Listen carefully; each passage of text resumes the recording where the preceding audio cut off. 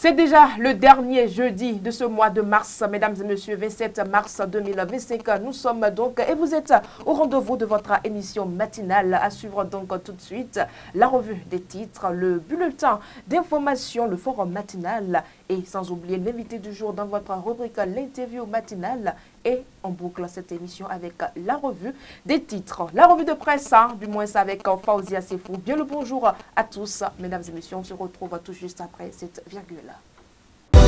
Vous organisez un mariage, un anniversaire, un baptême, un séminaire, un spectacle, un meeting politique ou tout autre événement, Guérit TV Monde vous propose un service de sonorisation professionnelle de meilleure qualité. Pour plus d'informations, contactez-nous au +229 91 19 10 10.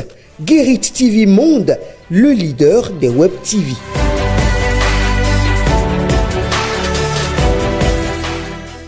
De retour sur ce plateau avec Bérangère Boléan, qu'on retrouvera dans les toutes premières rubriques de cette émission. Bérangère Boléan, bien le bonjour. Bonjour à vous Latifat Kawenou, bonjour chers internautes de Guérit TV Monde. La revue des titres, c'est la toute première rubrique de cette émission dans laquelle nous vous trouvons. Nous ouvrons la une de ce matin, mesdames et messieurs, par le quotidien La Nation qui titre « Réforme de la chefferie traditionnelle, le fruit d'un travail scientifique pertinent, les précisions du gouvernement. » Le grand mono de son côté titre « Chefferie traditionnelle, la loi n'emporte aucun royaume. » Wilfried Ngweji tente de mettre fin à la polémique. Les 4 vérités à présent titre « Contrôle budgétaire, éjection des finances publiques. » L'Assemblée nationale s'inspire des meilleures pratiques internationales. Députés et cadres parlementaires béninois renforcent leur capacité en France. Matin libre de son côté titre « Bonheur dans le monde en 2024 ». Le rapport confirme la cherté de la vie au Bénin, le pays de talent 8e derrière le Niger, la Gambie et le Burkina Faso. Le confrère de la matinée de ce matin titre « Avènement du système partisan, une réforme qui rabat les 4 et annonce un malaise profond ». Gaskiani Info titre « Interdiction des activités du parti Les Démocrates qui donne les autres », s'interroge le quotidien. La boussole à présent titre « Modalité de reversement dans la fonction publique, les enseignants contractuels fixés sur leur sort ». Le Béninois libéré de son côté placade, Assemblée générale annuelle 2025 du SSATP, l'Afrique engagée pour les transports sûrs et décarbonés. Le meilleur à présent titre, polémique autour de la loi sur la chefferie traditionnelle, le président Louis Vlavonou échange avec le roi des Haoussa. Le télégramme pour terminer titre, audience publique à la Cour constitutionnelle, Assemblée nationale et des ministères devant la Cour ce jeudi. Merci à vous Bérangère Boléan, ce n'est pas terminé. Mesdames et messieurs, on la retrouve tout de suite dans le bulletin d'information.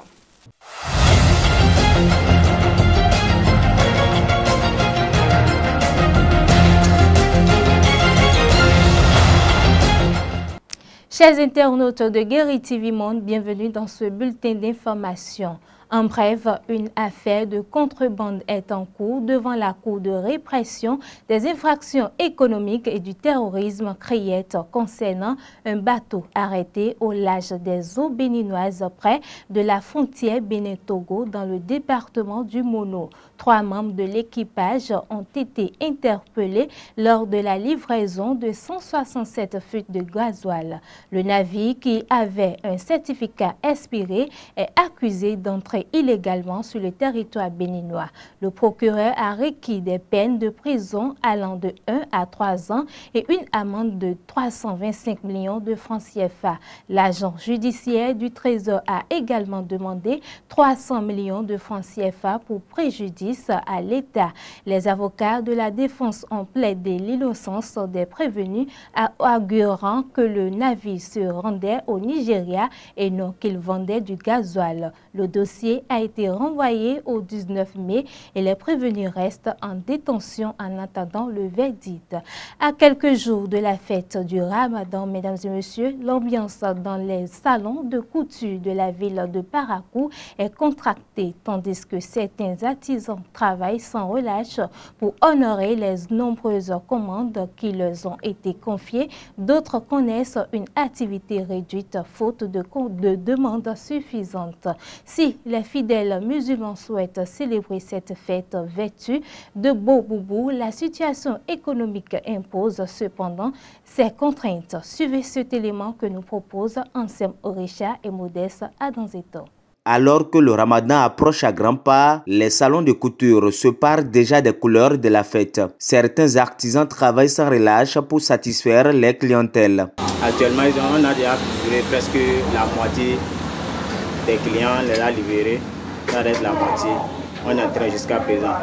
Pour le moment, on a besoin de veiller, sinon ça ne va pas aller. Dans la journée, là, avec carrément le soleil qui fait là, pour travailler, on n'arrive pas à faire beaucoup de travail. C'est à cause souvent, on laisse la nuit. Quand tout est calme, on arrive à bien travailler jusqu'à 4h, 5h. C'est bon, on rentre chez nous, on vient déjà à 10h, on reprend pas le travail. C'est comme ça qu'on arrive à satisfaire nos clients. Parce que c'est pas moi seul, il y a les apprentis aussi. Parce que à part si c'était moi seul, je ne peux même pas prendre plus grand à 30 complets comme ça. Et comme il y a les apprentis, je peux prendre même jusqu'à au-delà de 100. Et il y a ceux qui vont faire les finitions, ceux qui vont monter les pantalons. Là où il y a les anciennes, c'est moi-même qui s'assoit pour monter, pour ne pas faire les erreurs. Pendant ce temps, d'autres se retrouvent dans une situation bien différente, se plaignant de la conjoncture morose qui impacte leur chiffre d'affaires. Nous avons vu que la fête s'approche effectivement, mais il y a du travail. Mais seulement il n'y a pas de l'argent. Il n'y a pas de l'argent. Quand quelqu'un amène du travail, il te dit, s'il te plaît, fais-moi ça, 1000 francs, 2000. Ce qu'on faisait à 3000, à 4000, c'est à 1000 francs nous sommes en train de faire ça. Nous sommes obligés de prendre parce que nous avons vu vraiment, il n'y a pas de l'argent dans le pays. Franchement, nous avons constaté cela. Donc si c'est le travail, il y a le travail. Seulement l'argent n'accompagne pas. Avant, nous veillions même, nous faisions même 3 semaines de veille. Avant même, quand on finit les carèmes, 15 jours après, nous avons du travail. Mais actuellement, il n'y a pas de ce travail-là. Le peu qu'il y a là, les gens ne viennent même pas chercher ça. Donc nous sommes en train de prier. S'ils peuvent venir chercher, ça nous fera beaucoup plaisir. Si bien qu'il y a un peu du travail, mais pas tellement comme avant. Le travail, bon, ça vient, mais ce n'est pas comme l'année dernière quand même. C'est à compte-gouttes. C'est pas si beaucoup comme l'année dernière, bon, ça vient quand même. C'est pas mal. Il n'y a pas de commandes jusqu'à ce qu'on fait de veille. C'est ainsi là, tout le monde le sait. Il n'y a pas l'argent dans le pays, tout le monde le sait. Tout est chaud quand même, mais quand même les gens se forcent à faire ce qu'il faut. Face à une économie peu favorable, les artisans espèrent une aide du gouvernement pour pallier leurs difficultés quotidiennes. Le message que moi je lance au gouvernement, seulement il n'a qu'à laisser la main pour que les cultivateurs là, trouvent un peu de l'argent. Sinon actuellement il n'y a pas l'argent dans le pays. Tout le monde qui vient ne fait que pleurer. On dirait que nous sommes même à l'hôpital. Donc pour les soigner, c'est comme si c'est nous qui allons les soigner. Donc franchement, nous lançons ce message au gouvernement de laisser que l'argent rentre dans le pays. Que nous pleurons tellement. Et les choses sont devenues chères. Ce que nous achetons avant à 500 francs est devenu 1000 francs. Ce que nous payons à 200 francs est devenu 400. Nous voyons que ces trucs-là, ça ne marche pas avec le travail. Vraiment, si le gouvernement peut essayer d'alléger un peu la situation des autres, nous les ouvriers, nous allons en trouver. En attendant, la communauté musulmane poursuit le jeûne avant l'annonce officielle de la date du Ramadan. Ce bulletin d'information se poursuit, mesdames et messieurs. Les services de douane nigériane ont saisi ce mardi 25 mars 2025 la saisie d'une importante quantité d'essence de contrebande dans l'état de Kebbi, dans le nord-ouest du pays. Selon les informations rapportées par plusieurs médias nigérians, la quantité totale d'essence saisie s'élève à 125 000 litres. La valeur de l'hydrocarbure saisie est estimée à 125 millions de naira, droits acquittés compris, soit environ 50 millions de francs CFA. L'or noir de contrebande saisie était transporté dans 3 camions et immatriculé au Bénin, selon les autorités nigérianes. Dans quelques jours, les fidèles musulmans vont célébrer le Ramadan. La fin de cette période de piété doit-elle laisser place au mauvais comportement? L'imam de la mosquée Iréa Carré, Souleymane Gbadamassi, répond. Suivez. Tout le monde savait que des mauvais caractères, c'est des péchés avant l'arrivée du carême. Donc quelqu'un qui péchait avant l'arrivée du carême et qui continue encore dans le mois de carême, cela n'est pas un vrai musulman. L'islam, le carême est venu vous nous avertir que tout ce que tu avais fait avant son arrivée doit être pardonné si tu te comportes bien dedans. Mais après, si tu te comportes bien, on te pardonne et aussitôt le départ du carême, tu reprends tout ce que tu avais repenti, tu avais dit à Dieu que je ne vais plus faire. Par exemple, quelqu'un qui buvait de l'alcool et il a cessé de boire l'alcool au moment des carême et après le carême, il reprend. Celui-là n'est pas un vrai croyant et il n'a pas les craintes de Dieu. Il a fait les carèmes momentanément seulement. Donc le carême n'est pas là pour être momentanément. Si tu te corriges dans le carême, tu vas toujours te corriger après le départ du carême. C'est de cela qu'on va savoir que tu es un vrai musulman et tu as la crainte de Dieu. La Côte d'Ivoire se retire de l'organisation de la CAN U20. L'information est rendue publique ce mercredi via un courrier transmis à la Confédération africaine de football CAF, alors que la compétition devrait démarrer le mois prochain. Ceci tombe comme un coup de massue sur la tête des dirigeants de la CAF qui désormais doivent recourir à un pays hôte où soit reportée la compétition. C'est tout, mesdames et messieurs, pour ce bulletin d'information. Merci à vous, Bérangère Bollé. On vous retrouve donc demain dans les 2 premières rubriques de cette émission. Mesdames et messieurs, nous allons à présent retrouver Mathieu Kolaole-Bokor dans le forum matinal.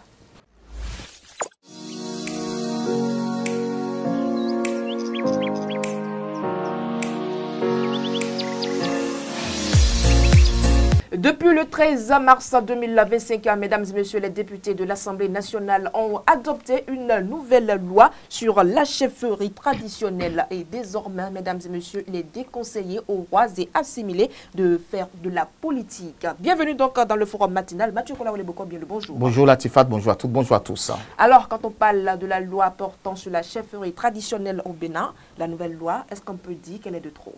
C'est une loi votée en tout cas à l'Assemblée nationale le 13 mars 2025 par les députés. C'était un débat houleux entre les camps, les différents camps, que ce soit du parti de l'opposition et de la mouvance.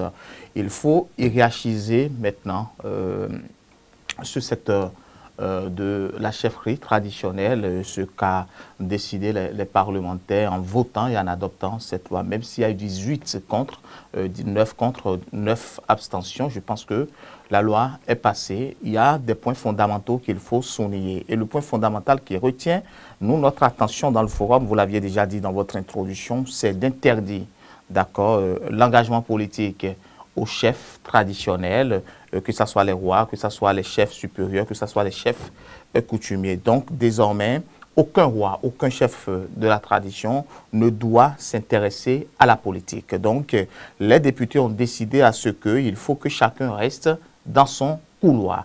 Les politiques pour les politiciens, la religion pour les pasteurs, pour les prêtres, pour tout ce que vous connaissez, et puis la tradition pour les garants aussi de la tradition et la chefferie pour ceux qui ont décidé de faire uniquement que cela. Donc, moi, je pense que est-ce que c'est une loi de trop? Je ne saurais le dire, ce qui est évident.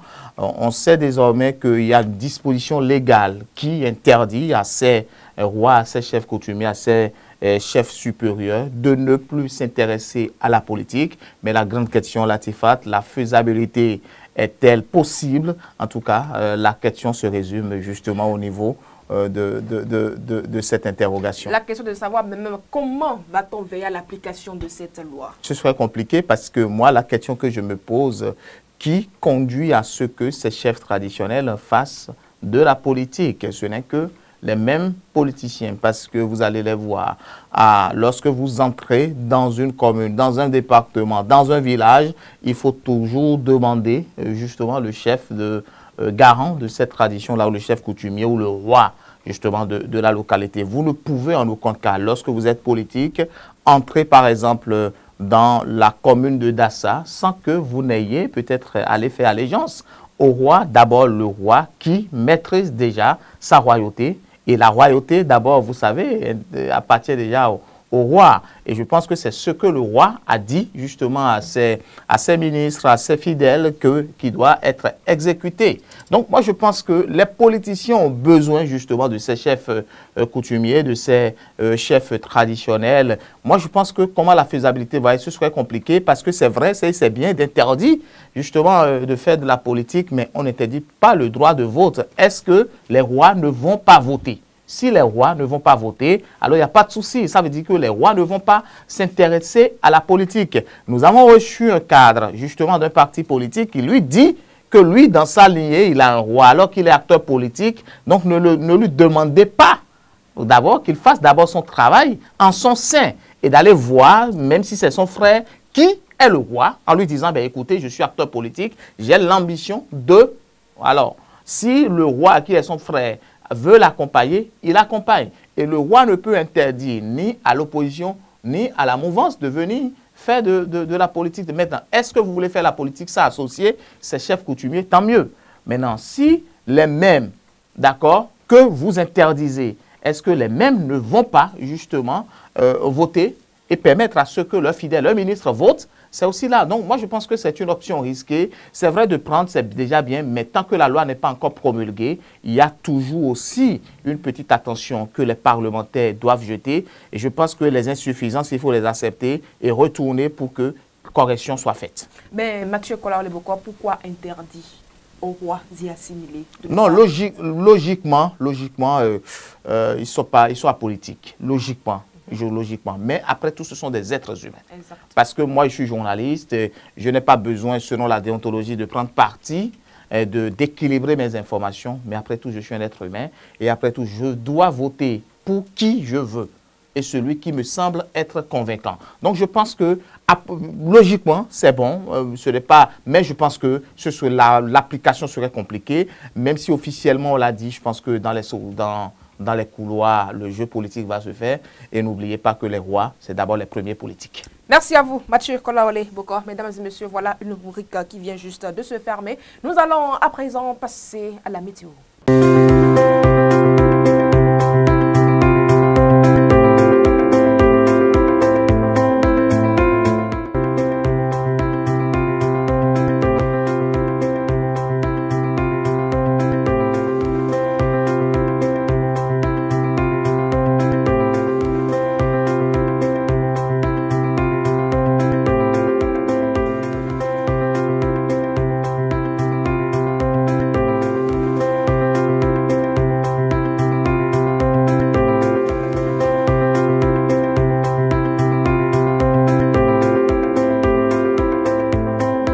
Mesdames et messieurs, merci d'être toujours en notre compagnie. Il est temps de faire un autre tour au service commercial. On se retrouve tout juste après dans l'interview matinale. Vous organisez un mariage, un anniversaire, un baptême, un séminaire, un spectacle, un meeting politique ou tout autre événement, Guérit TV Monde vous propose un service de sonorisation professionnelle de meilleure qualité. Pour plus d'informations, contactez-nous au +229 91 19 10 10. Guérit TV Monde, le leader des Web TV.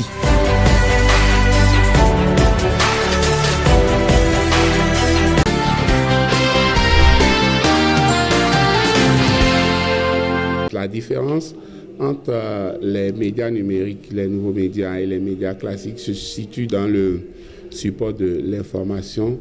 Donc, les médias classiques ont un support, soit c'est du papier pour le livre, pour le journal écrit, ou bien ce sont les liaisons hertziennes selon qu'il s'agit de la télévision, de la radio. Maintenant, les médias numériques ont pour support Internet numérique, le développement numérique, et qui ont aussi un modèle économique un peu spécifique par rapport aux médias classiques. Maintenant, parlant aussi de spécificité, c'est que puisque les supports ne sont pas les mêmes, évidemment, le traitement de l'information ne va pas être le même. Évidemment, la diffusion, le mode de diffusion ne va pas être le même. Évidemment, le style rédactionnel aussi ne va pas être le même. Donc, voilà un peu les spécificités. C'est vrai que dans le domaine professionnel, la question fait débat aujourd'hui. Mais cette question faisait débat déjà depuis quelques années dans le monde scientifique. Et vous allez voir, par exemple, aujourd'hui, le premier réflexe d'un citadin, quand il entend une information, c'est de tout de suite prendre son smartphone, son téléphone pour voir est-ce que ces réseaux sociaux en ont parlé. Alors qu'il y a quelques années en arrière, on aura pour réflexe d'allumer la télévision, bien de capter la radio pour voir ce qu'on est en train de dire. Donc, quoi qu'on dise, d'une façon indéniable, les nouveaux médias se sont incrustés irréversiblement dans l'arène médiatique, donc recomposant, on va dire comme ça, le paysage médiatique et se mettant aussi à un niveau, à une position un peu plus alléchante. Il y a 2 ans, je pense que les statistiques ont évolué un peu encore maintenant. 8 Béninois sur 10 sont connectés à Internet à travers un smartphone et tout, donc ce qui permet aussi l'accessibilité de l'information. Donc toutes ces choses-là pose l'épineuse question de la mort programmée des médias classiques. Aujourd'hui, des études ont prouvé que à peine 10% des Béninois peuvent encore consulter et la presse écrite pour s'informer. Et de ce lot-là, il s'agit essentiellement de ceux qui travaillent dans des structures qui ont un abonnement. Et donc, ça veut dire que les gens ne vont plus acheter les journaux. Et vous allez aussi remarquer que l'engouement pour la télévision et la radio aussi ont diminué au profit donc de l'information médiatique à travers Internet, à travers les smartphones, à travers les médias numériques. Et cette question demande à savoir est-ce que les médias classiques, la radio, la télé, la presse écrite vont disparaître avec le temps, vu cette montée des nouveaux médias. La question a été la même quand la radio est apparue et qu'on n'avait que l'affichage et la presse écrite. La question a été la même quand la télévision est arrivée avec la radio. La question est la même aujourd'hui avec les médias numériques, la télé, la radio et la presse. Bon, ce qu'il faut retenir, c'est que vous voyez par exemple la presse écrite, comme le dit Gouezel, est à rude épreuve et a des contingences ou est contraignant, on va dire ça comme ça. Ou bien la radio, c'est la même chose. Ce qu'il faut retenir, c'est que la presse classique ne disparaîtra pas du jour au lendemain, mais va évoluer, va muer dans sa façon de traiter l'information. Faouzia Sefou est déjà positionné pour nous livrer la revue de presse de ce jeudi 27 mars 2025. Mesdames et messieurs, je vous invite à la suivre. Amis de la revue de presse, bonjour. À la une des journaux ce 27 mars 2025, les précisions du gouvernement sur la polémique autour du vote de la loi portant sur le cadre juridique de la chefferie traditionnelle au Bénin. Ainsi, le quotidien La Nation nous apprend qu'il s'agit du fruit d'un travail scientifique pertinent. En détail, on retient que dans le cadre de l'élaboration de cette loi, le gouvernement du président Patrice Talon a mis en place un comité scientifique dont la mission était de rendre un travail dépourvu de toute idée partisane, subjective ou encore politicienne. Un travail fondé sur des calculs politiciens aurait à coup sûr fragilisé la réforme et l'aurait mise en péril à terme. Le comité avait alors l'obligation de faire un travail purement scientifique fondé sur des faits historiques et en toute indépendance. Cette actualité est relayée par les 4 vérités et le grand mono qui vont encore plus loin pour rassurer l'opinion sur les propos de Wilfrid Léon Mbedji, je le cite, « La loi n'emporte aucun royaume ». Fin de citation. Et le matinal vient renchérir en affirmant qu'il s'agit d'un travail scientifique et objectif qui est fait. Aucune entité traditionnelle n'est écartée clarté. Il est nécessaire de dépassionner le débat. Selon le journal de Dandji, pour donner un cadre juridique à la chefferie traditionnelle au Bénin, le gouvernement a choisi une approche sérieuse et impartiale. Cette méthode transparente et fondée sur des faits probants a permis d'écarter toute manœuvre politique et de poser les bases d'une réforme solide conçue pour durer et répondre aux véritables enjeux de la chefferie traditionnelle au Bénin. Pour soutenir le gouvernement dans son engagement à assainir le milieu de la chefferie traditionnelle au Bénin, le meilleur rapporte que le président Louis Gbaounou Vlavonou a échangé avec le roi des Haoussa. En attendant l'appropriation de cette loi par l'opinion publique, l'autre information qui mobilise l'attention des parutions du jour se retrouve dans le quotidien Matin Libre avec la présentation du rapport sur le bonheur dans le monde en 2024. Le journal précise que ce rapport confirme la cherté de la vie au Bénin. En ce qui concerne le classement mondial, selon le journal, le Bénin occupe la 121e place sur 147 pays évalués. Là où ce rapport est édifiant, poursuit mon confrère, ce sont des critères qui ont fait chuter le Bénin de 5 places par rapport à l'année 2023. D'autres nouvelles sont à lire dans les journaux. Le gouvernement fixe les modalités de reversement des enseignants et l'admission à l'évaluation diagnostique de certains enseignants contractuels d'État. Le gouvernement améliore les conditions de reversement, lit-on dans le Chasseur Info, la Boussole et les 4 vérités. Et pour finir, rendons-nous dans le mono avec le meilleur et le télégramme qui rapporte que le procureur a sommé les parents des défunts de venir retirer les corps de leurs proches avant le 10 avril prochain à la morgue de la localité. Fin de cette revue de presse. Merci pour l'attention. À bientôt. Et c'est avec la revue de presse, mesdames et messieurs, que nous clôturons le numéro de ce jour. Merci d'avoir été des nôtres. On se donne rendez-vous demain vendredi. Mais le rendez-vous est à prendre avec Amanda Esmeralda Dagué. Quant à moi, je vous souhaite un excellent week-end. Portez-vous bien. À la semaine prochaine.